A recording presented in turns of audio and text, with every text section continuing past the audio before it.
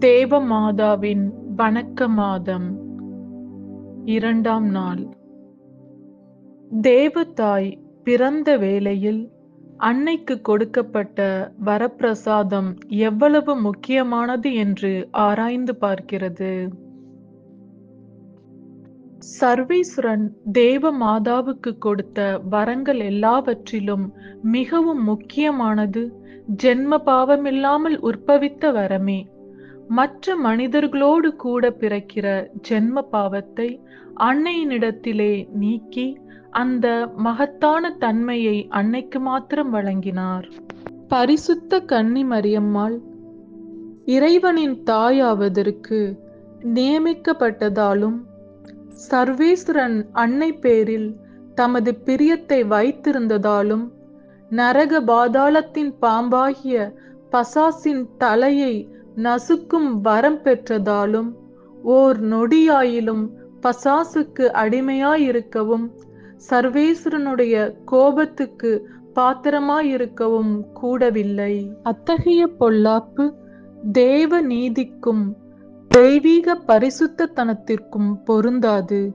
ஆகையால் பரிசுத்த கன்னி மரியம்மாள் உற்பவித்த முதல் நொடி துவங்கி எப்பொழுதும் மாசில்லாதவர்கள் என்றும் அன்னையினுடைய திரு ஆத்துமம் சகல வரப்பிரசாதங்களினாலும் புண்ணியங்களினாலும் அலங்கரிக்கப்பட்டிருந்தது. தெய்வீகத்துக்கு தேவாலயமாகிய அன்னை உள்ளத்தில் அற்ப பாவம் முதலாய் பிரவேசித்ததில்லை என்றும் திருச்சபையில் வழங்கி வரும் சத்தியம் நமக்கு தெளிவாகிறது.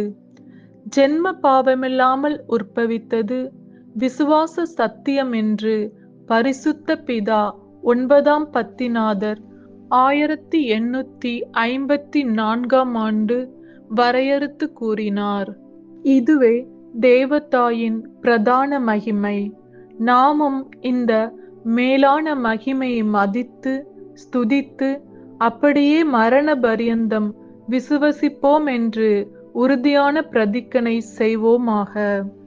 நமக்கு ஆன்ம எதிரிகளாயிருக்கிற உலகம், பசாசு, சரீரத்தினால் நேரிடுகிற பொல்லாப்புகளிலிருந்து நாம் பாதுகாக்கப்பட வேண்டுமானால் ஜென்ம பாவமில்லாமல் உற்பவித்த தேவதாயின் உதவி சகாயங்களை இடைவிடாமல் கேட்க கடவோம்.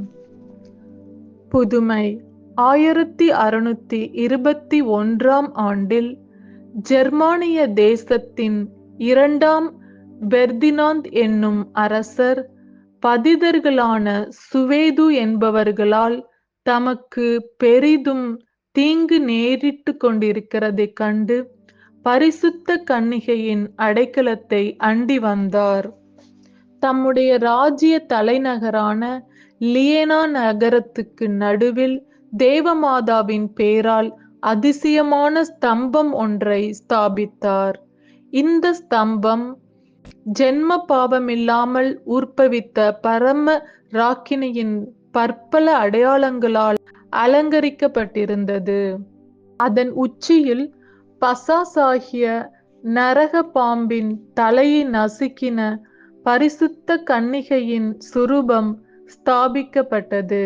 அதன் அடியில் எழுதியிருந்த வாக்கியமானது: அரசர்களை ஆளச் செய்கிறவரும் பரலோகத்துக்கும் பூலோகத்துக்கும் ஆண்டவருமாகிய சர்வ ஜீவ தயாபர் சர்வேஸ்வரனுக்கும் ஜென்ம பாவமில்லாமல் உற்பவித்தவர்களுமாய் ராஜாக்களுக்கு அதிகாரம் கொடுக்கிறவர்களுமாய் இருக்கிற தேவ மாதாவுக்கும் தோத்திரமாக, அரசன் தன் அன்னையை அந்நாளில் தமது ராஜ்யத்துக்கு ஆண்டவளாகவும் அடைக்கலமாகவும் தெரிந்து கொண்டு அன்னைக்கு தம்மையும் தம் பிரபஞ்சங்களையும் ராஜ்யங்களையும் ஒப்புக்கொடுக்கிற நித்திய ஞாபகத்துக்காக இந்த ஸ்தம்பத்தை கட்டி வைத்தார். இந்த ஸ்தம்பத்தை ஆசிர்வதித்து அபிஷேகம் பண்ணும்போது மிகுந்த ஆரவாரத்தோடு ஒரு திருநாளை கொண்டாடினார்.